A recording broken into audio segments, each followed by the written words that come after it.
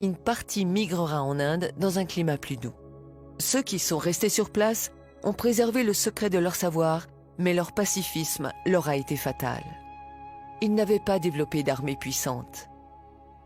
Tous ceux qui visitaient l'Égypte repartaient éblouis par le pays des Lumières. Au fil des siècles, le savoir d'Imhotep et des Égyptiens s'échappera et se propagera à travers le monde entier. Leur savoir ne sera pas perdu. Il sera partagé, parfois pris de force par les Perses, les Grecs, les Philistins, les Romains, le monde entier. Il sera transmis de génération en génération. Pendant presque 3000 ans, Imhotep a été vénéré comme un dieu. Des pèlerins venaient chaque année de tous les coins du monde jusqu'en l'an 350, date à laquelle Constantin décida de convertir tout l'Empire au christianisme. À partir de cette époque, les temples dédiés à Imhotep le prophète seront détruits et les prêtres massacrés. Les croyances païennes et égyptiennes ancestrales seront toutes effacées. Imhotep sera remplacé par Jésus-Christ et il tombera dans l'oubli. Le traité d'Imhotep sera remplacé par le serment d'Hippocrate. Les Afro-Égyptiens étaient vus comme des dieux pour les peuples qui les rencontraient. Nous réalisons maintenant qui sont ces extraterrestres et ces dieux. C'étaient les premiers scientifiques de l'humanité, les pères de la chimie, de la physique, des mathématiques et de la géométrie.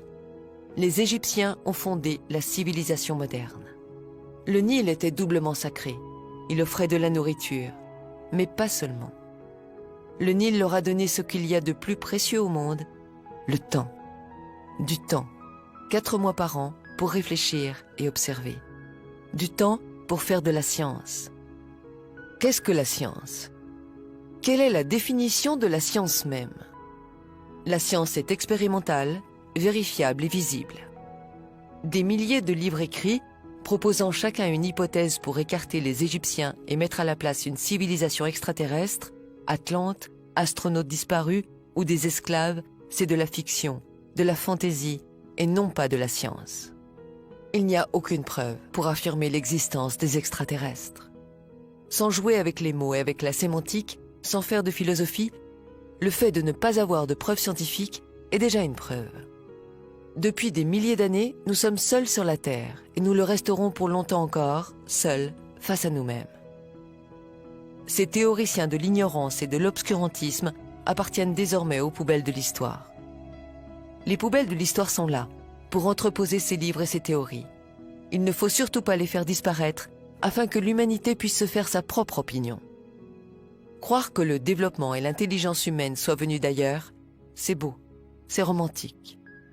Nous n'avons pas envie d'être seuls dans l'univers, mais ce n'est pas la vérité.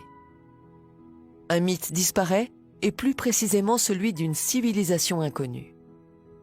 La vérité, c'est que cette civilisation, mystérieuse et grandement développée, est l'Égypte. S'il y a une vérité obscurcie, c'est que cette Égypte est nègre.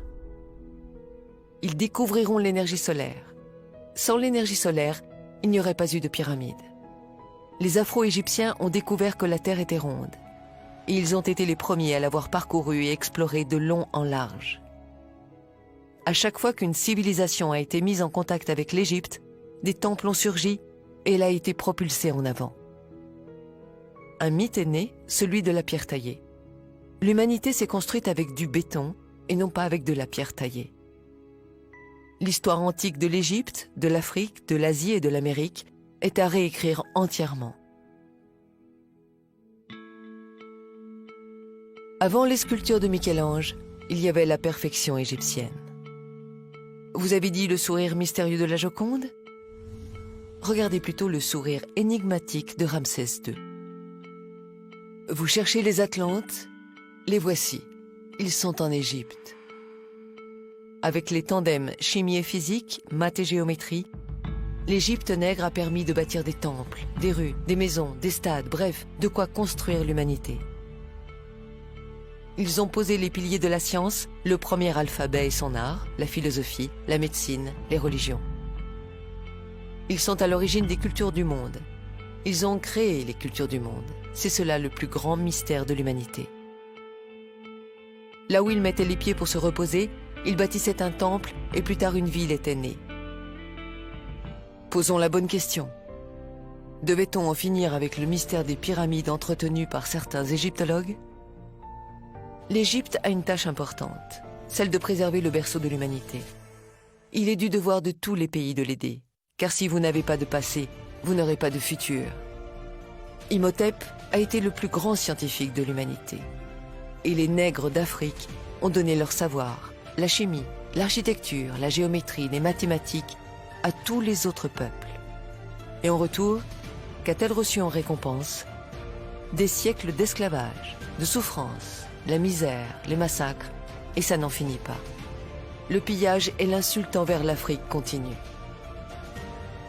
Et si enfin on mettait tout en commun? Il est temps que l'humanité grandisse.